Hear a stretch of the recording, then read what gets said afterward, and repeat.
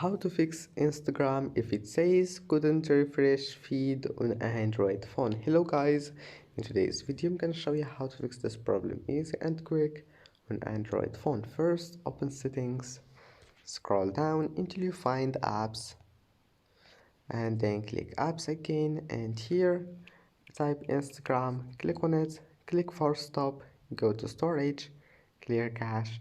And now if you have an iPhone iOS, go to Play Store and make sure your Instagram is updated. And if you can't find here update, then all you need to do just turn off and just close Instagram and then turn off Wi-Fi and open Instagram and turn on Wi-Fi. And if that doesn't fix your problem, uninstall Instagram and install it again.